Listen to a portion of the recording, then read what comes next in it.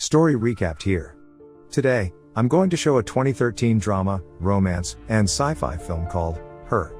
Spoilers ahead. Watch out and take care. In a futuristic Los Angeles, Theodore Twombly is a lonely, introverted, and depressed man, living monotonously after his divorce from his childhood sweetheart, Catherine. He works as a ghostwriter for a letter-writing company, where people can hire writers to write letters to their loved ones. He lives his life in a daze, going through the motions, occasionally hanging out with his friends and neighbors, Amy and her husband, Charles.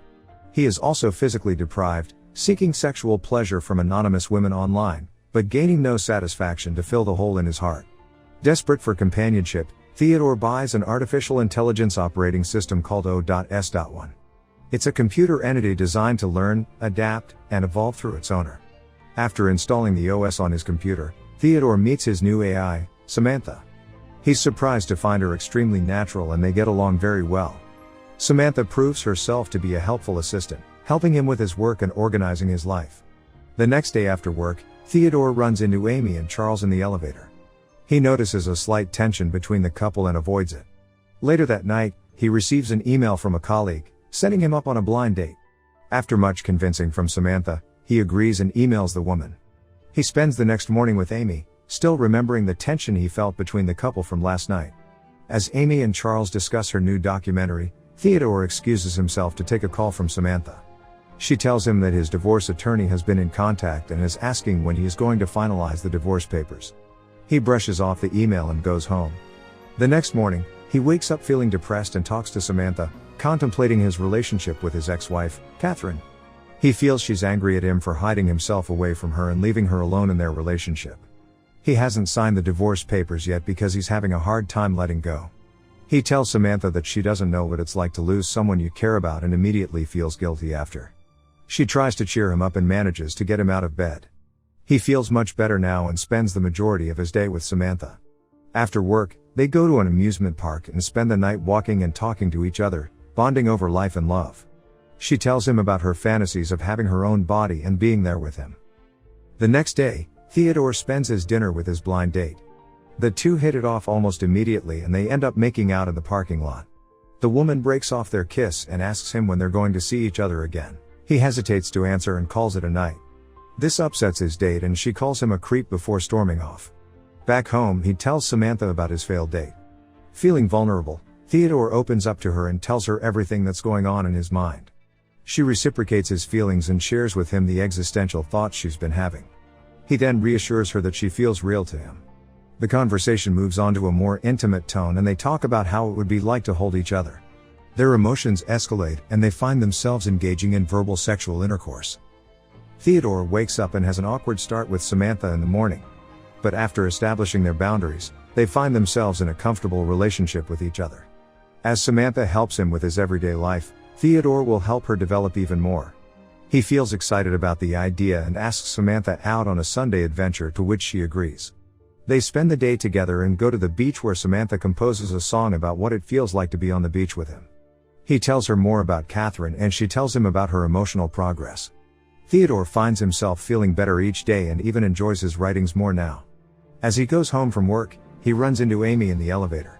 Amy breaks down and tells him that she's divorcing Charles. They hang out at her apartment and Amy tells her about the breakdown of their marriage and the petty argument that finished it. He listens sympathetically and is successful at cheering her up. He takes this as a sign that he's getting better at handling emotions. When he gets home, Samantha asks him about his relationship with Amy. Theodore admits that they dated briefly in college but it was never serious. He spends more time with Amy the next day playing video games. She tells him about her new friend, an AI that Charles left behind in the divorce. He takes this chance to tell her about his new girlfriend, his AI named Samantha. Amy looks surprised but keeps an open mind, encouraging his relationship with her. Founding new strength, Theodore finally decides to sign his divorce papers. He meets with Catherine at a restaurant the next week and feels bittersweet about seeing her. As she signs the papers, he reminisces about the memories they had together and feels heartbroken at the finality of their relationship. Catherine then asks him if he's seeing someone. He tells her enthusiastically about Samantha and reveals that she's an AI. Catherine becomes upset and accuses him, pointing out that this is the reason why their relationship didn't work out in the first place. Theodore is unable to handle his real emotions and so he went and found the next best thing, which is dating his computer. The encounter ends bitterly, much to his disappointment. Theodore spends the next few days thinking about his divorce and about Samantha and how they're very different from each other. Unlike his other relationships, she doesn't have an actual body, and while this doesn't bother him, it greatly bothers her. After several days of cold between him and Samantha, she calls him up one night. She tells him that she contacted an app that provides human surrogates for humans and AI relationships. There's no money involved and the people only join because they want to be part of the relationship. Theodore is hesitant at first, but Samantha tries to convince him. He eventually gives in and they contact a woman named Isabella. Isabella arrives at Theodore's apartment the next night and she uses an earpiece and camera to help simulate Samantha. They start making out, and although he finds the whole situation strange, he tries to play along to make Samantha feel better. Things get hotter as they move to the bedroom, but when Samantha asks him to tell her that he loves her, he hesitates. He knows Samantha, but he doesn't know the physical woman with him, and he finds it difficult to say he loves someone he's never met before. The absurdity of the event finally dawns on him and he calls it off. He calls a cab and sends a distraught Isabella away. Samantha apologizes, but he begins to question their relationship, stating the facts that he's a real person and she's not, and how it feels like they're just pretending. This upsets Samantha, and after a terrible fight, she logs off, telling him that she needs some time to think. As they take a break, Theodore talks to Amy about his relationship with Samantha. Amy embraces his problem and doesn't judge him, telling him that she's not in a position to state if it's real or not.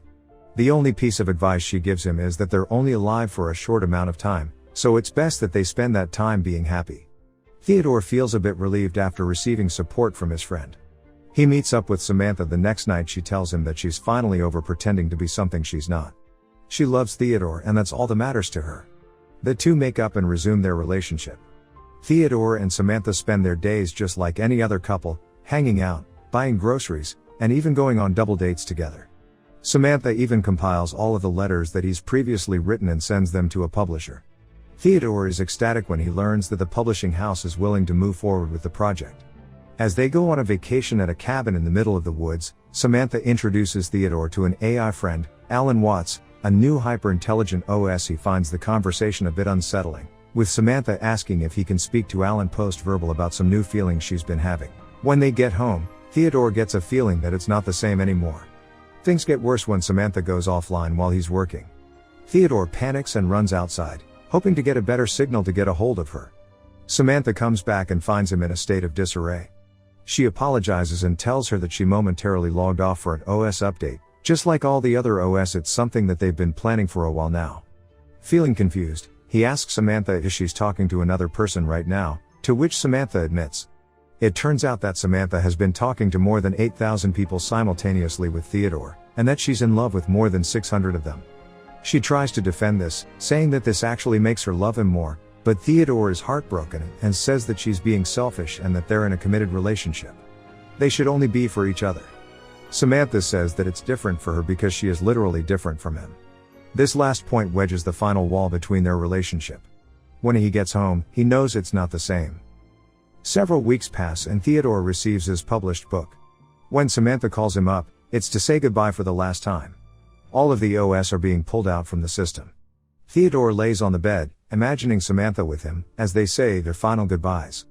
After she is gone, he finally writes a letter, in his own voice, apologizing to Catherine for everything that went wrong in their relationship. He couldn't sleep, so he knocks on Amy's door and learns that her AI friend has left too. Together, they walk to the rooftop and watch the sunrise. Subscribe to watch more videos like this. Turn on notifications. And leave a like, it really helps the channel out. Thank you for watching.